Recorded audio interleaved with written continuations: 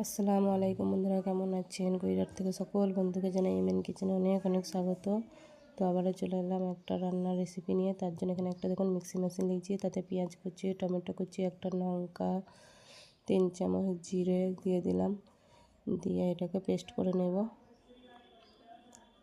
Paste করে নিয়েছি, এটাকে এবার আমি একটা পাত্রে নিয়ে নেব।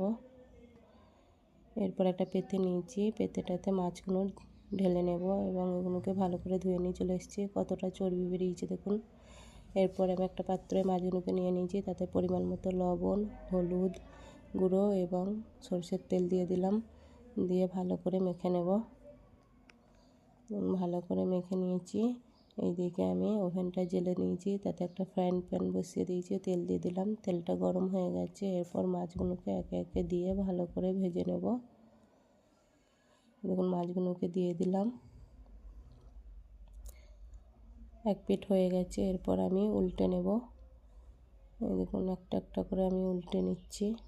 মাছগুলো উল্টোনো আমার হয়ে গেছে এবং ভাজা হয়ে গেছে। মাছগুলো আমার তুলে নিচ্ছি। সব মাছগুলোই আমি তুলে নিলাম। এরপর বাকি যেই মাছগুলো রয়েছে সেগুলোকেও আমি ভেজে নেব এবং সেই মাছগুলো আমার ভাজা হয়ে গেছে, সেগুলো মাছগুলোকে আমি তুলে নিলাম। এরপর যে মাছের তেল, সেই তেলটার মধ্যে আমি একটা তেজপাতা, একটা কাঁচা লঙ্কা ও একটা শুকনো লঙ্কা দিয়ে দিলাম ফোড়নে, ও একটু কালো জিরে ফোড়নে দিলাম, দিয়ে ভালো করে নেড়ে নেব। এরপর যে পেস্টটা করে রেখেছিলাম সেই পেস্টটা দিয়ে দিলাম। পেঁয়াজ, টমেটো ও জিরের যে পেস্টটা করে রেখেছিলাম সেটা দিয়ে দিলাম, দিয়ে ভালো করে নেড়ে নিলাম। এরপর আমি হলুদ গুঁড়ো, ধনে জিরে গুঁড়ো, লঙ্কার গুঁড়ো, পরিমাণ মতো লবণ দিয়ে ভালো করে আবারও কষিয়ে নেব মশলাটাকে। দেখুন ভালো করে মশলাটাকে কষিয়ে নিয়েছি, তেলটাও ছেড়ে গেছে। এরপর আমি একটু যেই চর্বিটা ছিল সেটা দিয়ে দিলাম। আপনারা চাইলে দিতে পারেন, নাও পারেন। আমার কাছে ছিল বলে আমি দিয়ে দিলাম। দিয়ে পানি দিয়ে দিলাম, দিয়ে আর একবার ভালো করে নেড়ে নিলাম। ফুটতে শুরু করে দিয়েছে। এরপর আমি মাছগুলো, ভাজা মাছগুলো দিয়ে দেব। একটা একটা করে মাছগুলো দিয়ে দিলাম।